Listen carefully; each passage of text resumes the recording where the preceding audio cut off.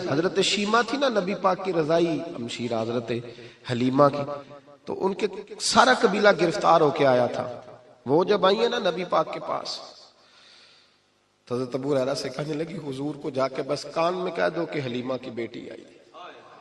حضرت ابو ہریرہ کہتے ہیں حضور اتنی تیزی سے اٹھے کہ نبی پاک کی چادر بھی منبر پہ رہ گئی. پھر حضور گھر لے گئے، فرمایا فاطمہ اور عائشہ کو بلاؤ، میری بہن آئی ہے. میرے محبوب کریم نے فرمایا تو اگر کہے گی نا تو میں تیرے لیے مدینے میں مکان بنا دوں گا، تو یہیں رہ جا. کہنے لگی نہیں محبوبہ واپس جانا. تو حضور سے کہنے لگی میرا سارا قبیلہ گرفتار ہے، اسے چھوڑ دیں. حضرت ابو ہریرہ کہتے ہیں ہر کام حضور نے مشورے سے کیا، پر جب بہن نے کہا نا چھوڑ دے، اور میں کوئی مشورہ نہیں، جیسے تو کہے گی ویسے ہی ہو جائے گا، جیسے تو کہے گی ویسے ہی ہو جائے گا، جس طرح تو چاہے گی. کون اشک شوئی کرے گا، کون بات سنے گا، کون دکھ کسی کے. پگلی بی بی پاگل عورت، دیکھے کبھی پاگلوں کو کوئی وقت دیتا؟ وہ پاگلوں کے پاس بیٹھا، میں بڑا مصروف آدمی ہوں، مجھے تو سیاںا بندہ ملنے آئے تو میں کہتا مختصر بات کرنا. ایک پگلی بی بی آئی پاگل، حضرت انس کہتے ہیں آ کے کھڑی، کہنے یا رسول اللہ مجھے کام ہے. پاگل عورت. تو نبی کریم صلی اللہ تعالی علیہ وسلم نے کہا کیا کام ہے؟ تو اس کے محلے کے لوگ کھڑے ہو گئے، کہنے لگے حضور چھوڑیں یہ تو دیوانی ہے، ایسی باتیں کرتی رہتی ہے. جناب انس بن مالک فرماتے ہیں حضور ناراض ہوئے، فرمایا تم سے بات کر رہی ہے کہ مجھ سے کر رہی ہے؟ کرنے تو باتیں، کیا بات ہے بتا. کہنے لگی حضور یہاں نہیں کرنی، میرے ساتھ آئے. نبی کریم اس کے پیچھے پیچھے چلنے لگے. جناب انس فرماتے ہیں کہ صحرا میں لے گئی، نبی پاک ریت پہ بیٹھ گئے، سامنے بیٹھ گئی. کہنے لگی حضور بچوں کو منع کریں، مجھے روڑے مارتے. فرمایا میں کہہ دوں گا، اب نہیں کریں گے. حضور میرے گھر والے میری بات نہیں سنتے. فرمایا میں سمجھاؤں گا. یا رسول اللہ یہ پاگل کہہ کے چھیڑتے. حضور نے فرمایا کوئی نہیں کہے گا، میں منع کر دوں گا. حضرت انس کہتے ہیں دیر تک حضور کو ریت پہ حضور بیٹھے. یار یہ بھی سنت ہے میرے نبی، صرف کھانے کے درمیان میٹھا کھانا ہی سنت نہیں میرے بھائی، یہ بھی نبی پاک کی سنت ہے، یہ بھی رسول پاک کا طریقہ ہے. نبی کریم نے دیر تک وقت دیا، دیر تک. کبھی ہستی کبھی رو دیتی. حضرت انس کہتے ہیں میں نے یہ انداز بھی دیکھا، جب وہ ہستی تو حضور بھی ہستے. کبھی کو پاگل کے غم سن کے بھی رویا. لیکن ایسا کوئی محبوب کہیں ہوگا نہ کہیں ہے، بیٹھا ہے چٹائی پہ مگر عرش نشیں ہے. میرے محبوب نے کھول کے باتیں سنی، کھول کے اپنی مرضی سے. کہنے لگی محبوبہ میں تھک گئی ہوں، اب آپ جائیں. حضور میں تھک گئی ہوں، آپ جائیں. نبی کریم اٹھے اور اٹھ کے فرمایا کسی کا خیال نہ کرنا، جب تیرا دل کرے دوبارہ آ جانا. یار یہ حسن ہے، یہ وقار ہے کہ تو اشک شوئی کس طرح. میں نا ابھی انتظار کر رہا ہوں، میں ابھی انتظار کر رہا ہوں کہ ایم این اے آئے گا تو اس غریب کی مدد کرے گا. میں ابھی انتظار کر رہا ہوں کہ ایم پی آئے گا تو اس کی مدد کرے گا. میں ابھی انتظار کر رہا ہوں کہ بہت بڑا سیٹھ آئے گا تو مدد کرے گا. جب محلے کا اور گاؤں کا چودھری کسی غریب پہ ظلم کر رہا ہوتا ہے تو میں اپنے بچے کو کہہ رہا ہوتا تو نہ اس لڑائی میں جانا، ہمیں کیا لگے. تو کون پھر اس کا ہاتھ، ظلم پھر ختم کیسے ہوگا؟ پھر کیا طریقہ ہے ظلم ختم کرنے کا؟ جب کوئی ظالم کو ظالم کہنے کوئی تیار نہ ہو.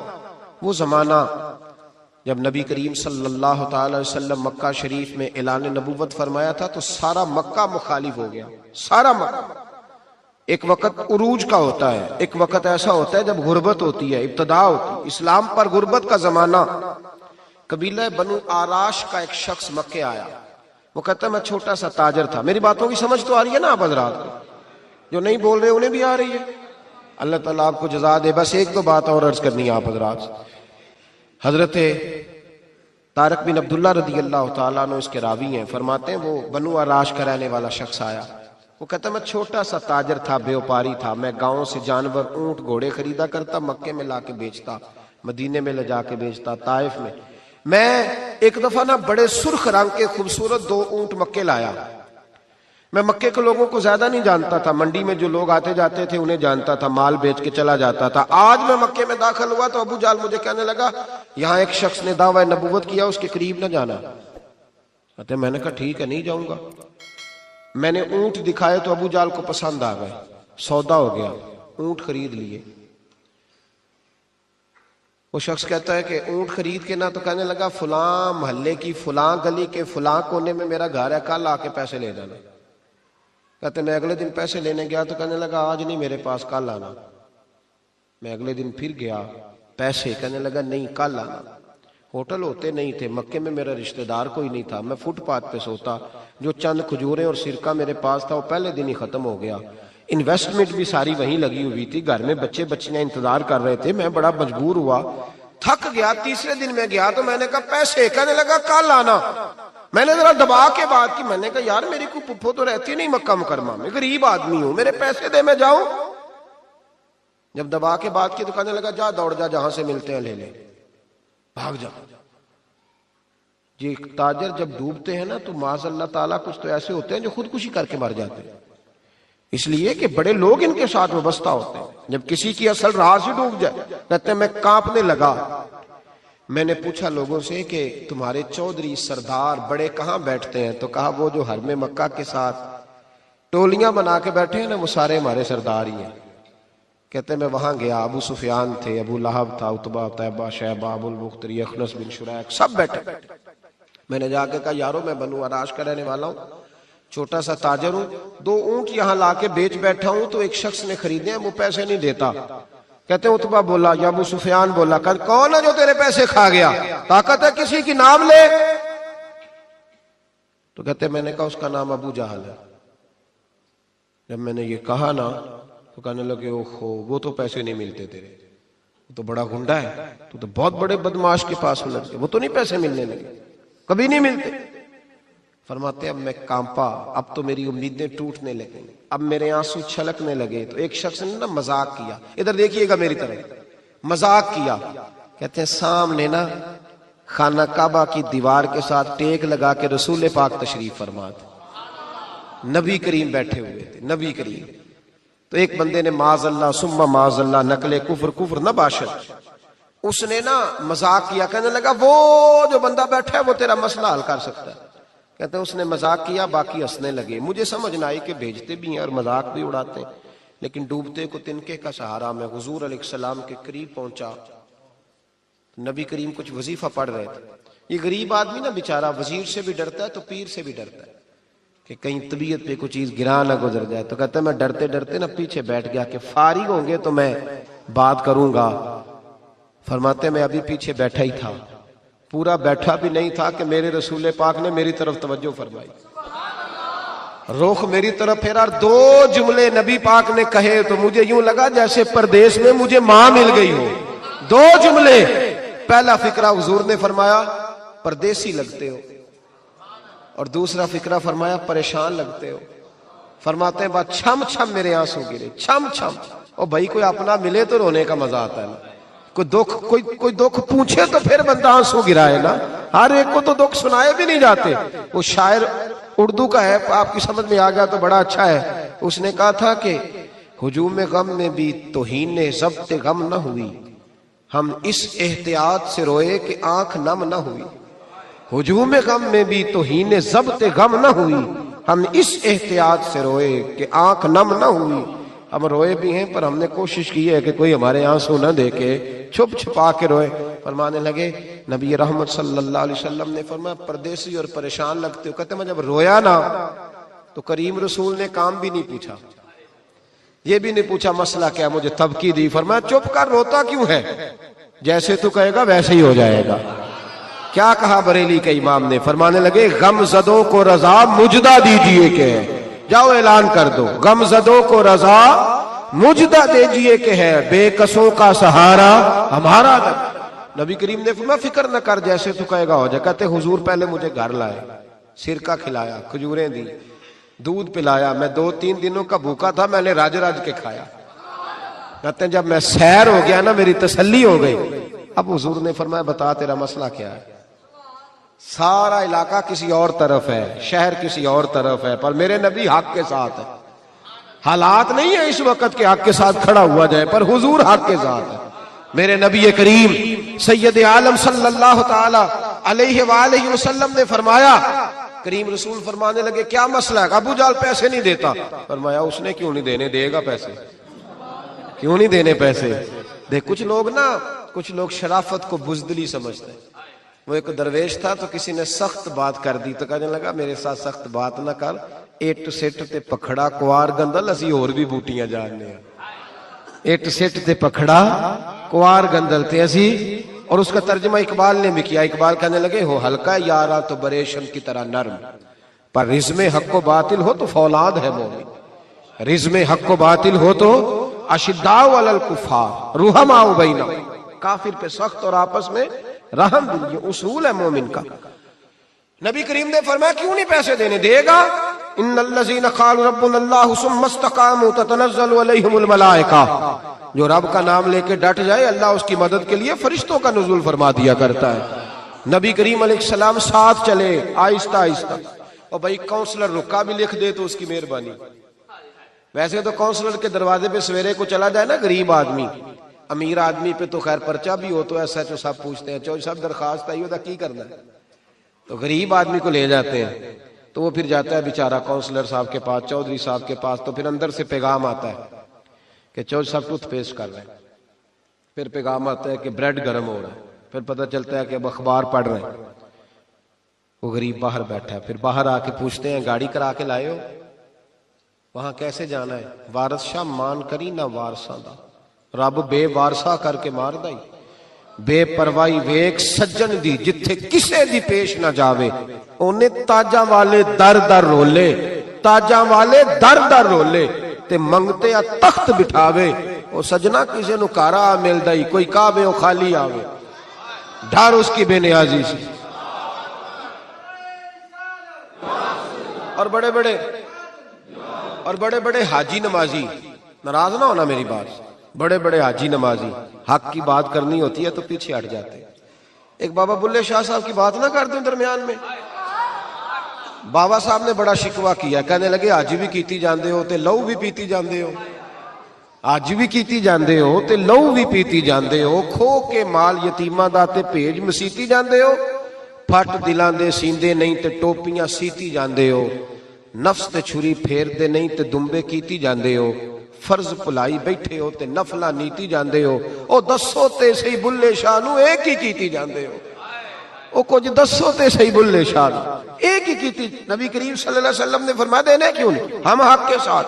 حضور ساتھ چلے تو وہ شخص کہتے ہیں جب گلی میں حضور جا رہے تھے نا تو میرے دل میں خیال آ رہا تھا کہ وہ تو بڑا بدماش ہے اور حضور تو بولتے بھی دھیما دھیما ہے, وہ تو بڑا گنڈا ہے, اور میں 100 باتیں کرتا تو حضور ایک جواب دیتے, نیچی نظروں کی شرم و حیا پر درود, اونچی بینی کی رفعت پہ لاکھوں سلام. تو محبوب پاک کیسے بات کریں گے, وہ تو بڑا بے حیا ہے. لیکن کہتے ہیں سارے رستے حضور نے کوئی بات نہ کی, ککھ سواد نہیں مشری اندر, اساں کھنڈاں وی چک ڈٹھیاں, اینا ساریاں شیواں نالوں گلاں سجن دیاں مٹھیاں. یہ کس قسم کا عذاب ہے؟ جمعے پڑ گئے, ٹڈیاں آ گئیں, یہ اللہ نے عذاب نازل کیا. جب وہ عذاب میں مبتلا ہوئے تو موسیٰ علیہ السلام سے کہا کہ آپ اللہ سے دعا کریں کہ ہم سے یہ عذاب ٹل جائے. اگر ایسا ہوا تو ہم ایمان لے آئیں گے, بنی اسرائیل کو بھی آزاد کر دیں گے. لیکن موسیٰ علیہ السلام کی دعا کے نتیجے میں جب عذاب ٹل جانے کے بعد فرعونی پھر اپنے وعدے سے پھر گئے. بنو قریظہ والوں نے بھی کئی دفعہ حضور سے وعدے کیے پر اپنے وعدوں پر قائم. ایک بات آپ سے یہاں روک کے عرض کر دوں, ہم بھی کئی دفعہ کہتے ہیں ذرا بریک کبھی گاڑی کی نہیں نہ لگتی تو ہم ارادہ کرتے ہیں کہ آج سے نماز شروع کر دینی. ذرا طبیعت زیادہ لیل ہوتی ہے تو ارادہ کرتے ہیں نا کہ بھائی آج کے بعد ہم نے نیک, پھر کیا ہوتا ہے شفا ہو گئی تو چھٹی ہو گئی.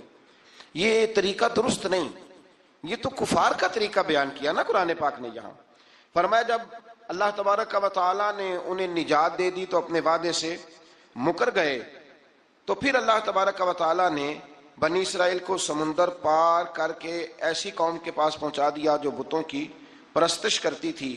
وہ تو بچ گئے لیکن فرعونی سارے دریا کے اندر غرق ہو گئے. حضرت موسیٰ علیہ السلام سے کہنے لگے کہ ہمارے لیے بھی یہ خدا بنا دیجئے. حضرت موسیٰ علیہ السلام نے فرمایا بت پرستی کرنے والے جاہل ہیں. یہ بت پرست قوم کے پاس جب گئے نا بنی اسرائیل والے, بت پوجتے ہوئے دیکھا تو کہنے لگے ہمارے لیے بھی سامنے بنا کے رکھ دو.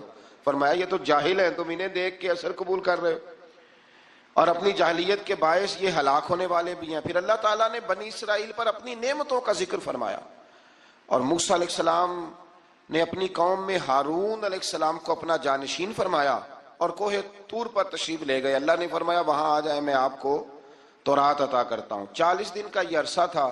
موسیٰ علیہ السلام نے وہاں پہ جا کے، وہ سارا واقعہ بھی انہی آیات میں ہے کہ حضرت موسیٰ نے عرض کیا تھا کہ رب ارنی، یا اللہ میں تجھے دیکھنا چاہتا ہوں. تو فرمایا لن ترانی، تو نہیں دیکھ سکتا. وہ بھی یہاں اللہ نے ذکر فرمایا. پھر اللہ تعالیٰ نے اپنی ایک تجلی جب کوہ طور پہ ڈالی تو حضرت موسیٰ علیہ السلام تاب نہ لا سکے اور بے ہوش ہو گئے اور پہاڑ بھی ریزہ ریزہ ہو گیا. اس کا ذکر بھی اللہ نے انہی آیات میں فرمایا. آیت نمبر 144 سے 155 تک حضرت موسیٰ علیہ السلام کو رسالت عطا کرنے، کلیم اللہ کا منصب عطا کرنے، تورات عطا کرنے کا ذکر ہے. آگے چل کے بتایا کہ جو متکبر لوگ ہیں نا، وہ آیات الہیہ سے منہ پھیرتے ہیں، اور جو لوگ اللہ کی آیات اور قیامت کو جھٹلاتے ہیں ان کے اعمال باطل ہیں. پھر موسیٰ علیہ السلام کے کوہ طور پر قیام کے عرصے میں بنی اسرائیل کے زیورات سے بچڑا بنا کر اسے معبود بنانے کا ذکر ہے. ان میں ایک جادوگر تھا سامری، سنا ہے سلالہ میں اس کی قبر ہے. حضرت موسیٰ کوہ طور پہ چلے گئے تو اس نے پیچھے سے نا سونے کا ایک بچڑا بنا لیا، اس میں سونے کی تاریں اس کے منہ میں لگائیں، ہوا چلتی تھی تو بجتی تھی. اتنے کمزور عقیدے کی یہ قوم تھی کہ انہوں نے فٹافٹ ماننا شروع کر لیا، فٹافٹ ماننا، کہنے لگے یہ ٹھیک ہے. چنانچہ موسیٰ علیہ السلام جب واپس آئے تو قوم پر غصے اور افسوس کا اظہار فرمایا اور کہا میرے پیچھے تم نے ایسا برا کام کیا. انہوں نے تورات کی تختیاں بھی زمین پہ ڈالیں اور اپنے بھائی ہارون علیہ السلام کا سر پکڑ کے اس سے جواب طلبی کی.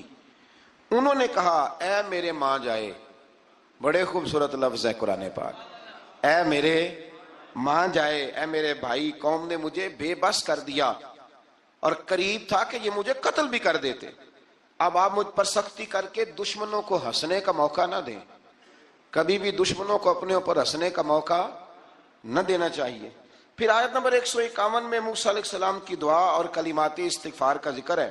آگے چل کے بتایا کہ غصہ ٹھنڈا ہونے پر موسیٰ علیہ السلام نے تورات کی تختیوں کو اٹھایا جن کی تحریر میں اللہ سے ڈرنے والوں کے لیے ہدایت اور رحمت کی بشارت تھی. آیت نمبر 156 سے لے کر 158 تک میں موسیٰ علیہ السلام کی دعا کا ذکر ہے جس میں انہوں نے اپنی قوم کے لیے اللہ تعالیٰ سے دنیا اور آخرت کی بھلائی مانگی. اللہ تعالیٰ نے فرمایا یہ کامل نعمت میں ان لوگوں کو عطا کروں گا جو ایمان کے ساتھ تقوی بھی اختیار کریں گے، یہ انہیں ملے گی نعمت.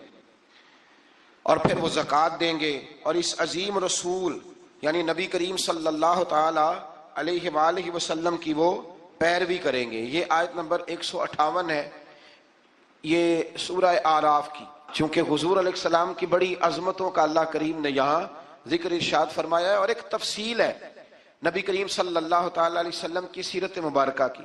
اللہ تبارک و تعالیٰ کبھی توفیق دے، اللہ تعالیٰ کبھی ہمت دے تو ان آیات پر غور کریں تو وہ نعتیں جو قرآن نے بیان کی ہیں حضور کی وہ بھی بڑی شاندار ہیں. قرآن مجید میں اللہ کریم نے فرمایا جو لوگ پیروی کریں گے اس رسول کی جو بغیر پڑھے ہوئے دنیا میں آئے ہیں، دنیا میں آ کے کسی سے پڑھا بے پڑھے رسول کی جو پیروی کریں گے. کون سے رسول؟ الذی یجدونہ مکتوبا عندہم فی التوراۃ والانجیل. فرمایا یہ وہ رسول ہے جن کو لکھا ہوا تورات میں بھی پائیں گے اور انجیل میں بھی پائیں گے ان کی شان. وہ نبی کیا کریں گے؟ یأمرہم بالمعروف وینہاہم عن المنکر، وہ انہیں نیکی کا حکم کرتا ہے اور برائی سے منع فرماتا ہے. ویحل لہم الطیبات، اور نبی پاک ان پر حلال چیزوں کو، پاک چیزوں کو حلال کرتے ہیں اور گندی چیزوں کو ان پر حرام کرتے ہیں. حلال حرام کا اختیار اللہ نے رسول پاک کو بھی عطا فرمایا ہے، حضور کو بھی اللہ نے اختیار دیا. اسی لیے تو حضور کسی کو کہہ دیتے تھے چل تو نہ 5 نہ پڑھنا تو 2 ہی پڑھ لینا. یہ بھی حضور نے فرمایا. ایک بندے نے روزہ توڑ لیا تو فرمایا کھجوریں مجھ سے لے جا اور گھر جا کے کھا لے، روزہ بھی تو نہیں توڑا ہے تو مجھ سے لے جا، گھر جا کے کھا، تیرا کفارہ ادا ہو جائے. نبی پاک صلی اللہ علیہ وسلم نے بڑی ساری جگہوں پہ اس اختیار کو، تو قرآن مجید نے کہا وَيُحِلُّ لَهُمُ الطَّيِّبَاتِ، پاک جتنی چیزیں پاک تھیں وہ میرے نبی نے تم پر حلال کر دی. وَيُحَرِّمُ عَلَيْهِمُ الْخَبَائِثِ، اور جو گندی چیزیں تھیں ناپاک تھیں وہ نبی پاک نے تم پر حرام کی ہیں. جو پہلے ہی ٹھیک نہیں تھی وہ حضور نے حرام فرمائی. اور پھر بڑے خوبصورت لفظ ہیں اگر آپ جاگ کے سنیں تو فرمایا وَيَدَعُ عَنْهُمْ، اور وہ ان پر سے اتارتے ہیں، اسرہم والاغلال التی کانت علیہم، فرمایا نبی پاک ان سے ان کا بوجھ اتارتے ہیں اور کاٹتے ہیں وہ زنجیریں جن میں یہ لوگ جکڑے ہوئے تھے، غلامی کی زنجیریں، سخت ترین احکام کی زنجیریں۔ فرمایا میرے رسول تو دنیا میں زنجیریں کاٹنے کے لیے آئے، حضور نے لوگوں کی زنجیریں کاٹ دی۔ فرمایا فالذین آمنوا بہ وعزروہ ونصروہ، فرمایا جو لوگ اس نبی پر ایمان لائیں گے، ان کی تعظیم کریں گے، ان کے دین کی مدد کریں گے، واتبعوا النور الذی انزل معہ، اور اس نور کی پیروی کریں گے جو ہم نے نبی پاک کے ساتھ اتارا ہے۔ وہ کیا ہے؟ حضور کے ساتھ کیا اترا ہے؟ قرآن مجید۔ فرمایا جو اس کی پیروی کریں گے اولئک هم المفلحون، یہی لوگ ہیں کامیاب ہونے والے۔ اور اگلی آیت میں فرمایا محبوب آپ کہہ دیں، آج پھر کھل کے اعلان کر دیں، کیا کہ قل یا ایھا الناس انی رسول اللہ الیکم جمیعا، فرمایا لوگوں کو بتا دیں کہ میں ایک قبیلے کا، ایک گروہ کا، ایک ملک کا نہیں، میں سارے انسانوں کا رسول بن کے آیا ہوں، تمام انسانوں کی طرف۔ اور حضور نے اعلان فرمایا، خود بخاری کا لفظ ہے، فرمایا ارسلت الی الخلق، فرمایا میں صرف انسانوں کا نہیں، جس کو اللہ نے پیدا کیا ہے میں ان سب کا رسول بن کے دنیا میں آیا، سب کا رسول بن کے میں دنیا میں آیا ہوں۔ تو ان آیات کے اندر اللہ تبارک و تعالیٰ نے رسول کریم علیہ السلام کی ان ساری عظمتوں کو بیان فرمایا۔ آیت نمبر 160 میں موسیٰ علیہ السلام کے پتھر پر ضرب لگانے اور ان کے قوم کے 12 قبیلوں کے لیے 12 چشمے جاری ہونے کے معجزے، اور پھر بادل کے سایہ کرنے والا معجزہ، من اور سلوہ کے اترنے کا بیان بھی فرمایا، اور اس کے بعد اس امر کا بیان بھی فرمایا کہ بنی اسرائیل کو حکم ہوا کہ معافی مانگتے ہوئے اور سجدہ کرتے ہوئے بیت المقدس میں داخل ہو جاؤ، مگر انہوں نے اس مسئلے میں بھی تعریف کر دی، اس کو بھی بدل دیا۔ مزید بتایا کہ سمندر کے کنارے جو ایک بستی تھی، انہیں ہفتے کے دن وہاں مچھلیاں پکڑنے سے منع کیا گیا تھا، مگر انہوں نے اللہ کے حکم کی نافرمانی کی، سوائے ایک گروہ کے۔ بنی اسرائیل کی نافرمانیوں کے باعث اللہ نے ان کی صورتوں کو بدل دیا، اللہ نے انہیں۔ ایک شخص نے ایک بزرگ سے پوچھا کہ نبی پاک علیہ السلام کی رحمت سے ہمیں کیا ملا ہے؟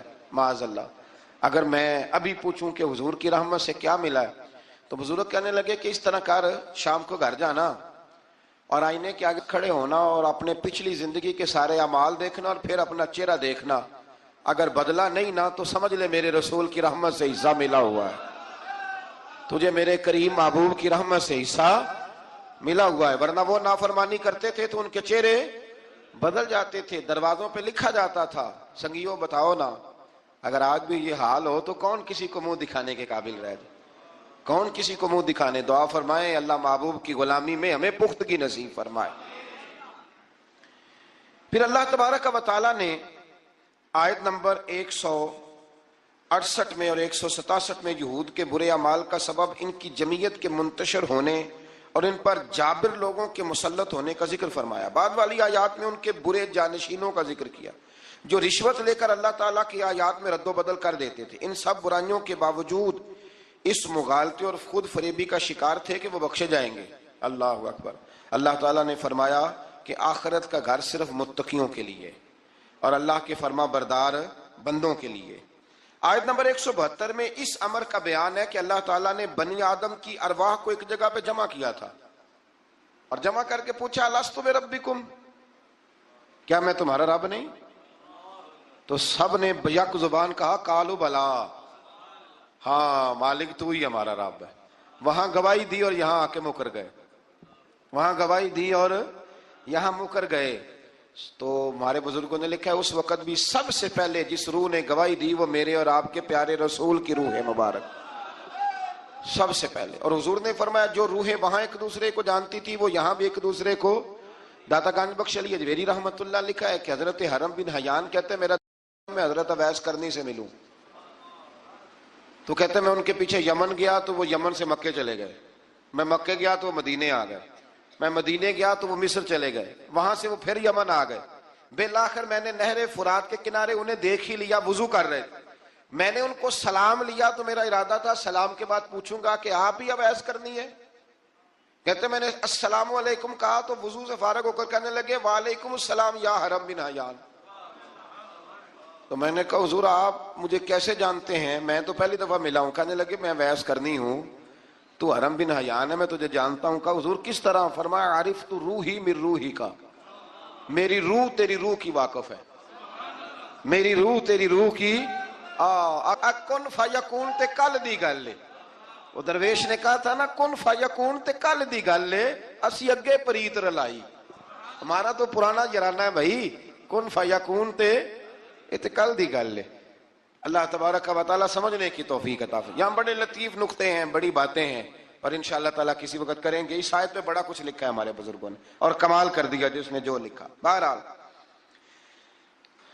پھر آگے چل کے اللہ تعالیٰ نے ارشاد فرمایا آیت نمبر 175 میں، بغیر نام لیے ایک شخص کا ذکر فرمایا۔ بعض بزرگوں نے کہا وہ بلم بن بورا ہے، اور بعض نے کہا امیہ بن خلف ہے، اور بعض نے کہا ابو عامر فاسق ہے۔ ان تینوں میں سے ایک برائی ان تینوں میں مشترک تھی، تینوں میں وہ جرم پایا جاتا تھا، وہ یہ تھا کہ ان کے پاس علم بھی تھا، زہد اور ریاضت بھی تھی بلم بن بورا کے پاس، لیکن حضرت موسیٰ کے حسد کی وجہ سے تباہ ہو گیا۔ اسی طرح امیہ اور ابو عامر نبی پاک علیہ السلام کے حسد کی وجہ سے تباہ ہو گئے۔ کچھ لوگ صرف حسد کی وجہ سے ہی، پتہ ہے آپ کو، کچھ لوگ حسد کی وجہ سے تباہ ہو جاتے ہیں۔ ایک بادشاہ بڑا کنجوس تھا، تو اس کے سامنے ایک شخص اکثر آیا کرتا تھا، تو کسی نے اس سے کہا کہ بادشاہ سے انعام وصول کرو۔ اس نے کہا یہ بڑا کنجوس ہے، پر چلو اللہ نے مجھے بھی بڑا ذہن دیا، انعام لے ہی لیتے ہیں۔ تو کہنے لگا بادشاہ کبھی انعام ہی دے دیا کر۔ بادشاہ کہنے لگا پہلے میرے سوال کا جواب دے پھر انعام دوں گا۔ اس نے سوال ہی ایسا سخت پوچھنا تھا کہ انعام بنے ہی نہ۔ حضرت رومی نے لکھا ہے کہ بادشاہ سلامت پوچھو سوال۔ تو بادشاہ کہنے لگا مجھے میرے ہاتھ کی ہتھیلیاں، ان میں بال کیوں نہیں؟ پشت پہ ہے تو ہتھیلی پہ کیوں نہیں؟ اس نے بھی پھر کمال ہی جواب دیا، کہنے لگا آپ سخی بڑے ہیں، وہ دے دے کے نا بال سارے گھس گئے، وہ دے دے کے گھس گئے۔ بادشاہ کو بڑا ہی غصہ آیا، پتا تو اسے تھا نا میں کنجوس ہوں، بڑا غصہ آیا کہ تو سخی بڑا ہے تو دے دے کے تیرے ہاتھوں کے بال۔ غصے سے کے ساتھ کہنے لگا تو تیرے ہاتھوں میں کیوں نہیں بال؟ کہنے لگا بادشاہ تو نے دیا بڑا ہے تو میں نے لیا بڑا ہے، تیرے دے دے کے گھس گئے ہیں تو میرے لے لے کے گھس گئے ہیں۔ تو اس کو اور غصہ آیا، کہنے لگا تو یہ جو سارے بیٹھے ہیں یہ دربار میں ادھر بھی تو ان کے ہاتھوں پہ بال کیوں نہیں؟ کہنے لگا بادشاہ تو دیتا رہتا ہے میں لیتا رہتا ہوں تو یہ ہاتھ ملتے رہتے ہیں، ان کے مال مال کے گھس گئے ہیں۔ تو بادشاہ کہنے لگا بندہ تو سیانا ہے، تجھے کچھ نہ کچھ دینا ہی پڑے گا۔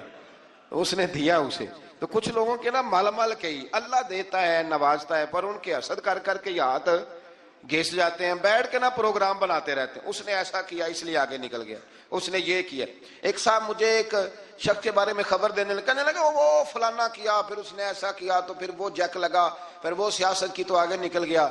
میں کہ پتا تھا تینوں بھی سارا ہی سی تھے، تم ہی لا لینا سی، کیونکہ تم بڑی باریک خبر دے رہا ہے کہ یہاں سے اس نے ایسے کیا تو پھر اس طرح کر کے اس نے ایسے کیا۔ ایسا نہیں ہوتا، جڑیاں گڈیاں آپ ہی اڈیاں، او نہ چڑھن اونچائیاں، او خی گڈیاں اچیاں اڈیاں جڑیاں سائیاں آپ چڑھائیاں۔ یہ سمجھ لو، وَتُعِزُّ مَن تَشَاءُ وَتُذِلُّ مَن تَشَاءُ بِيَدِكَ الْخَيْرُ۔ اس لیے یہ الجھا نہ کریں۔ تو حسد کی وجہ سے یہ لوگ پیچھے رہ گئے، اللہ تعالیٰ ہمیں حسد سے محفوظ فرمائے۔ آیت نمبر 179 میں اللہ تعالیٰ کی نعمت عقل کو قبولیت ہدایت کے لیے استعمال نہ کرنے والوں کو چپایوں سے بدتر قرار دیا گیا۔ جو عقل اور شعور رکھنے کے باوجود استعمال نہیں کرتے، فرمایا جانوروں سے برے ہیں، ان کے دل ہیں مگر وہ حق کے دلائل کو سمجھتے نہیں۔ رب فرماتا ہے ان کے پاس آنکھیں ہیں پر آیات الہی کو دیکھتے نہیں، ان کے پاس کان ہیں پر دعوت حق کو سنتے۔ آیت نمبر 180 میں اللہ تعالیٰ کی اسماء حسنہ کے ساتھ پکارنے کا ذکر ہے کہ رب کو پیارے پیارے ناموں کے ساتھ پکارا کرو، رحمان کہہ کے پکارو، رحیم کہہ کے پکارو، ستار اور غفار کہہ کے پکارو۔ اللہ اکبر۔